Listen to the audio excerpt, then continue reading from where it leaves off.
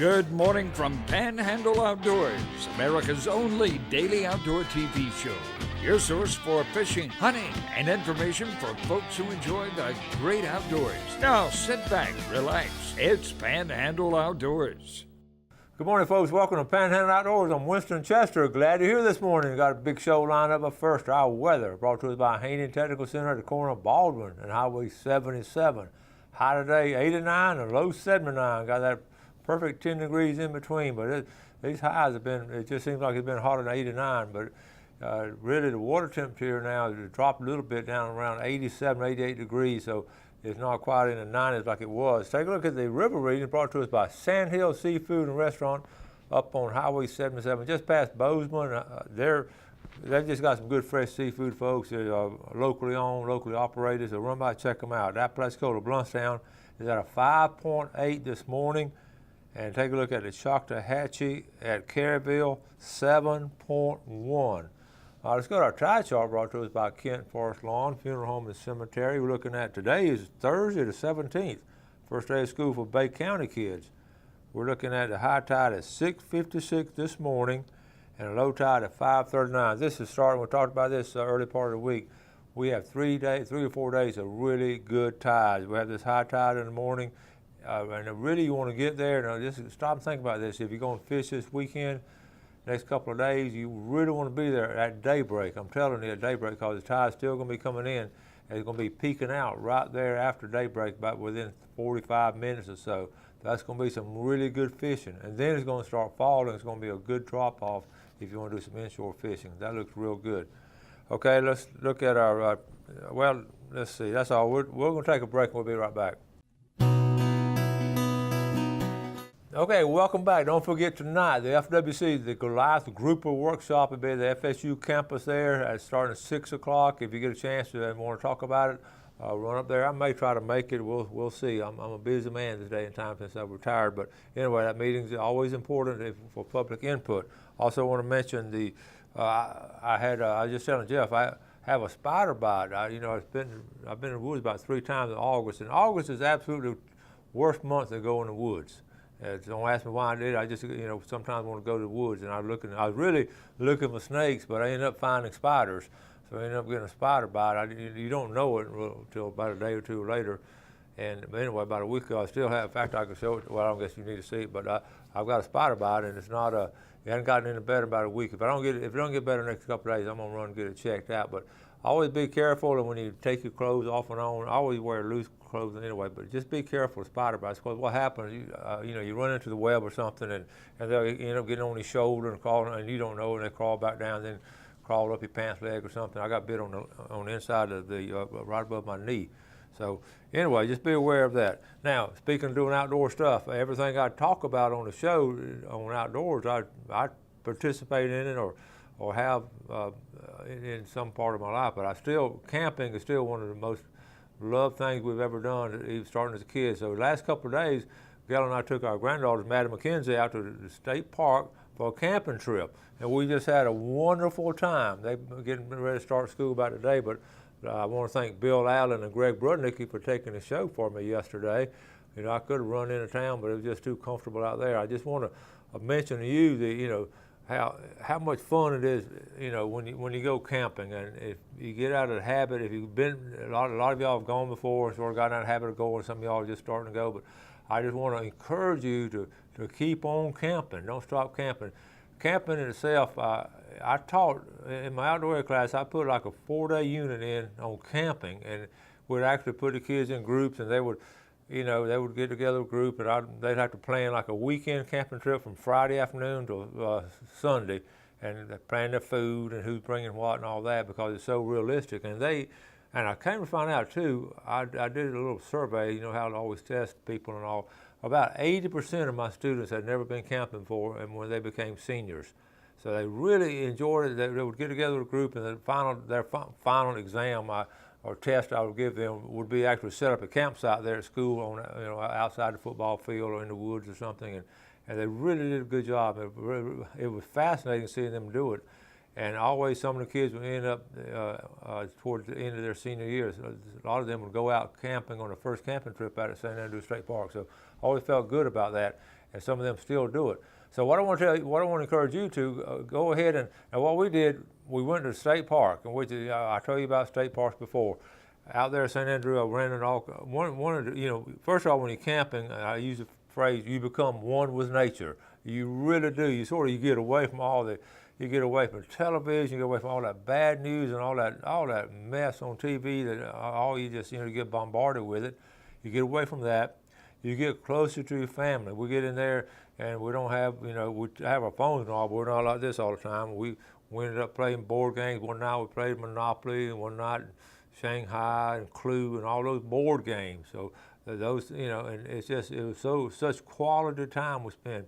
And the food always tastes better in the woods or camping. You know exactly what I'm talking about. It could be grilling little hamburgers or whatever.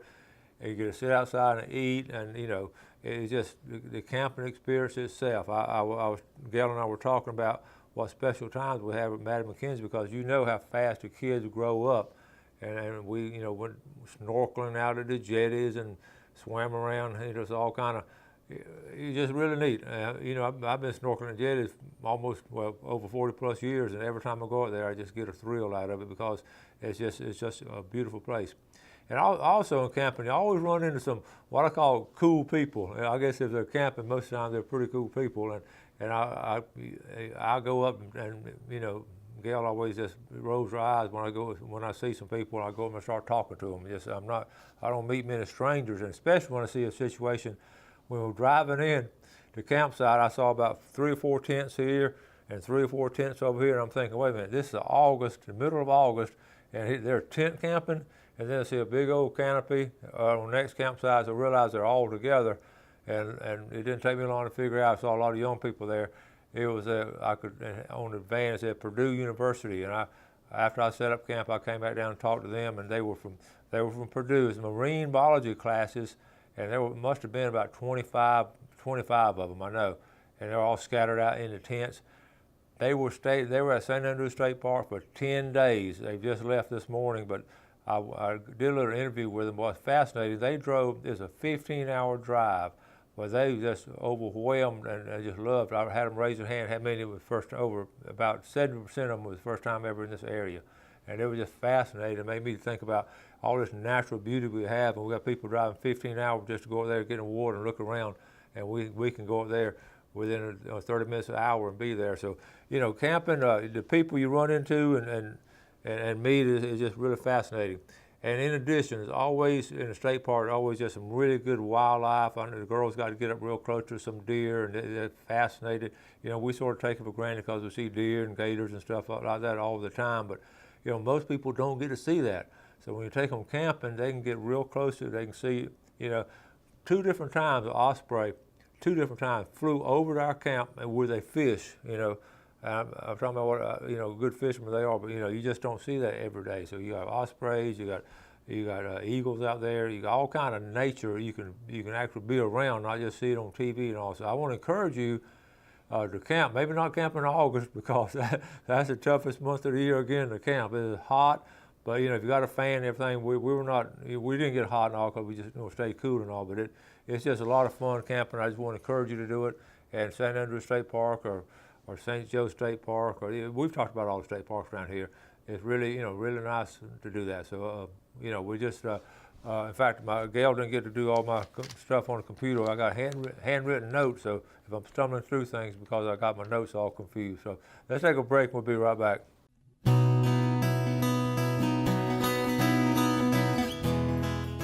Okay, welcome back. Again, I want to talk about some more camping. I'm going to talk about a lot. We went for 3 days and 2 nights, and you always might have a little checklist. And I as I got older, I said, well, I know everything, but I always forget something. And guess what I forgot this year? I forgot the clothes hangers for the s'mores. And I know that's a big thing to forget. And you start looking around you got to make something. And I couldn't find hardly anything. So here's what I'm going to show you what I did. First of all, you got to always have duct tape, and we talk about it all the time. Duct tape is phenomenal. If you don't have some duct tape with you, then you're just missing out. You got to have it because you never know when you need it, and it's so good. So duct tape. In fact, one of the students when they did a project one time, they had like a glass enclosed. This was enclosed in a glass. It said, "In case of emergency, break glass." It's mounted on the wall. I save that because it's so important in different things. So what I did, I'm going to show you how I made a. I found a stick, and Maddie actually whittled one out. But anyway, Mackenzie didn't have one, so I made her one. So here, I'm going to show you what I did. This is a crank where you jack up, where you get your camping trailer level. And then this is a screwdriver, a flat T-shaped screwdriver that came out of my toolbox. So I took the masking tape and wrapped around it. So she was able to put the marshmallow on right here.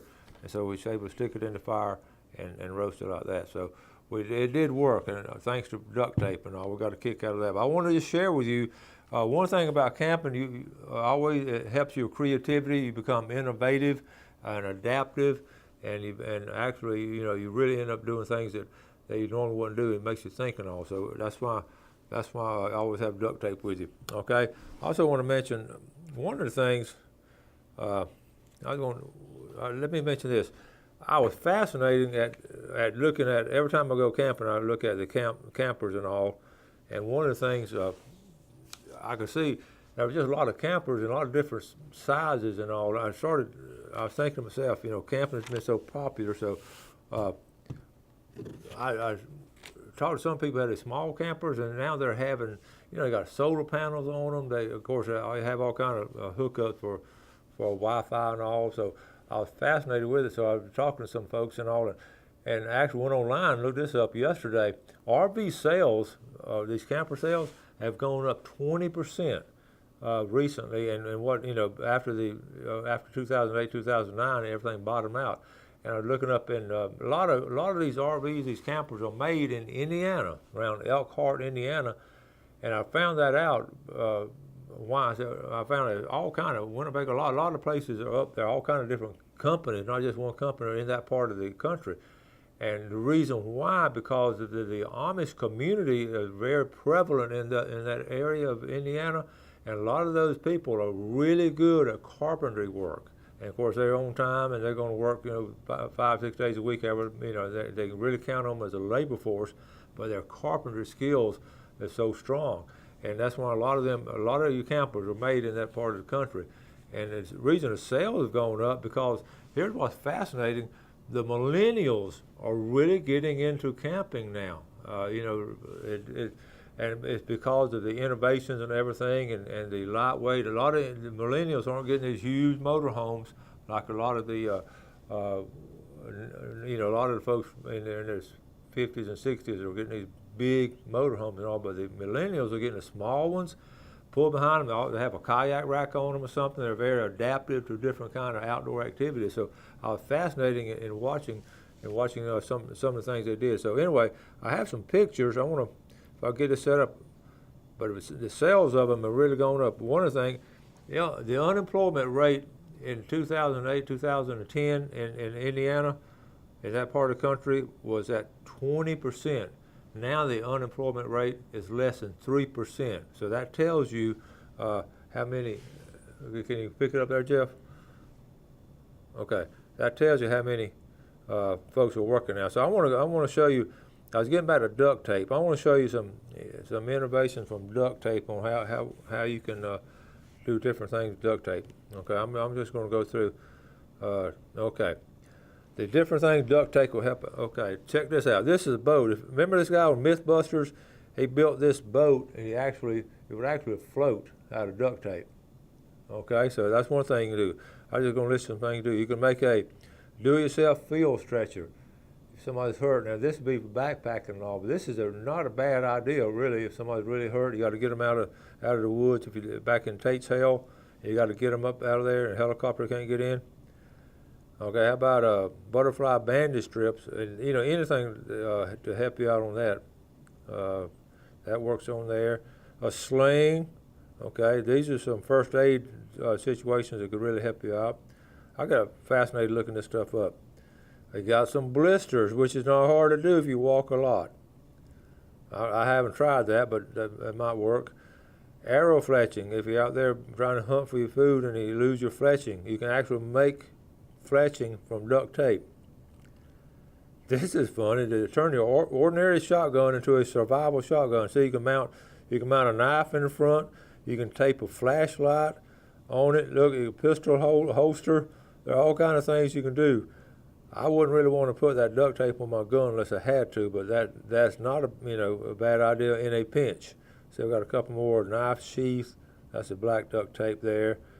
Hatchet sheath. Okay, and then let's say I have one or two more. I thought of making a spear. That would be real strong. So for a survivalist, duct tape would be of immense importance. And last one, let's say boots. I don't know if I would do that unless I just had to, but I guess you could. And now also, how about a hammock? PVC, you could use PVC in a hammock. These are just things in case you really have to. And the last one, a cup holder out of it. Okay, those are different things you can use for duct tape, okay? If you're out in the woods and all, mainly back way back in the woods and really have to get something done. And let's take our final break and we'll be right back.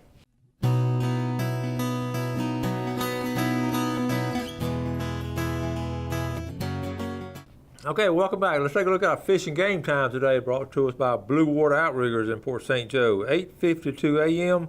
to 10:52, and this evening from 9:22 to 11:22. And let me go ahead and mention about at nighttime doing things. Hog hunting at nighttime, especially in summertime, is so good. It's because those hogs have been eating all summer. They really put on some weight, and they have a lot of fat on them. They really taste good, and you want to. When you shoot them in the summertime, you want to shoot them and get them processed. You don't want to ride around a couple of days with them in a truck, but you want to take them out and get them processed. But they're really healthy this time of year because they've really been eating on these farms. You ask these farmers, they've been eating a lot of stuff so far.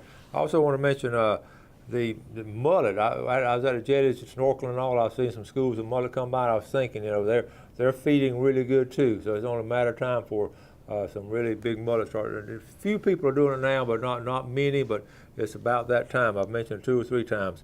Let's look at some of these pictures if I can get on the camp trip. I want to show you the s'mores. Here's this Maddie. This is Mackenzie on the left and Maddie on the right. But you can see. I'm gonna zoom in and see that. Okay, see that little rig we made. Let's see if she's got it turned. Anyway, you got to get s'mores. There they are right there. So anyway, that was our campsite and all. So what I wanted to show you, I thought about some camping tips that you could use that would be important. If I can get back to it. Is it still up there, Jeff? Okay, here we go. All right, so anyway, let me show you some more pictures. Some camping tips. Anyway, things you can take for camping. And it's going to be, well, anyway, here's a couple more pictures here. That's showing good. Okay, this is how close you can get to the deer. Of course, you're not supposed to feed them, but they just hold their hands out because a lot of people do feed them. But just really close-up shots of the deer. And they're trying to take pictures of them and all. Little things like that, we sort of take that for granted because we've seen it so much, but it's a thrill for them. Look at there, how close that one gets. Okay, so here's things you want to take on your camping trip. You want to take board games, Monopoly and Sorry. But always take board games. Always have a fan with you. It's so important to have a fan outdoors, and that's a medium-sized fan. But you always want to keep the air circulating, especially in the summertime. Always have that fan with you.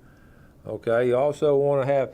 I always take 2 tables. You always want to have some tables to put stuff on. One's sort of like a cooking table, and one's just a prep table, junk table, whatever. Plus, there's always a picnic table at the campsite you eat off of. So always make sure you have your tables with you. And of course, you always have some kind of carpet down, some kind of right outside the camp. Make sure everybody keep your feet clean and all that. And they also, now listen, this is my cooler. I want to let me say a minute or so about these coolers. When these big heavy-duty coolers first came out, I was very apprehensive of them. And I definitely was not going to spend that kind of money on an ice chest. It was just I couldn't do it. Well, I didn't do it, but I had some folks give me a nice cooler, a nice Yeti cooler for retirement. The Chapman family. I had them in my classes, and also had their kids in my classes. So I've had some Chapmans for a long time teaching. So they gave me, in fact, this is, you can see it on the road. They wrote on the back of it. Actually had being a Dolphin is a lifestyle. Coach Chester, 74 to 2016. And that's how I got my heavy-duty cooler. And I started using that thing, and I am a firm believer in them now. I really am. we put ice in that, you know, the real fine, what they call the good ice is really already crushed up for you. I put that in there, and it lasted 3 days in that cooler, which is, you know, usually that melts so fast, but some of it didn't melt, but most of it stayed in there. So those heavy-duty coolers on a camping trip, they're indispensable now. I never go camping anymore without my heavy-duty cooler. And they're all different brands out. Yeti, of course, was the first one, but there are a lot of Arctic Cat and a lot of others too. And I'm not endorsing any one over the other because none of them really sponsoring me. So anyway, the next one, I always have a grill top to put on top of the grill top. I always have a little, I bring my own little grill top. And don't worry about the rust on it. That rust is, I tell the kids, that's just good iron in their system when you cook hamburgers on it. But we do brush it off good. Clothes, I always have a rope for hanging clothes. I always have some kind of clothes hanger with you. Okay, also, I got the games, mentioned that. And I just showed you this, have some kind of, take your clothes hangers. You don't get a lot of metal clothes hangers anymore, but you got to have s'mores. Camping, you can't, chairs. I always have comfortable chairs, okay? That's so important. Tablecloth. I always take a tablecloth to put on a table. These just little things. I know most of y'all know this stuff. So okay, that's mainly the pictures I want to take and get y'all to. If you do camping, those little things like that are so important. And make you out a list. Don't do like me and forget something. I always make out a list. And originally when we did a lot of camping, I had a ready-made list. I just check it off. But we'd be gone like a week at a time. This little 3-day trip like that. So anyway, camping is good for you. It's good for your family. It's great for the relationship y'all have and all. And like I say, it just gets you away from the everyday world. And you really do, even if you're in a place like St. Andrews State Park, it's like you're in a cocoon and away from everything. And it's really relaxing. So, and you almost become a vegetable. So I want to encourage you to take some camping trips and all. We certainly believe it here on Panhandle Outdoors. Got to wrap things up tomorrow. Now we got a big show coming up on. I want to talk about some different things on fishing and all, but give you a forecast and give stuff away too. Okay. All right, y'all have a great day today. Do something good for your fellow man. Drive careful in these school zones all over the Panhandle. Have a great day. Enjoy the outdoors, and God bless. Thanks for watching America's only daily outdoor TV show, Panhandle Outdoors with Winston Chester, featuring hunting, fishing, and other activities and information to help you enjoy the great outdoors. Join us next time for Panhandle Outdoors.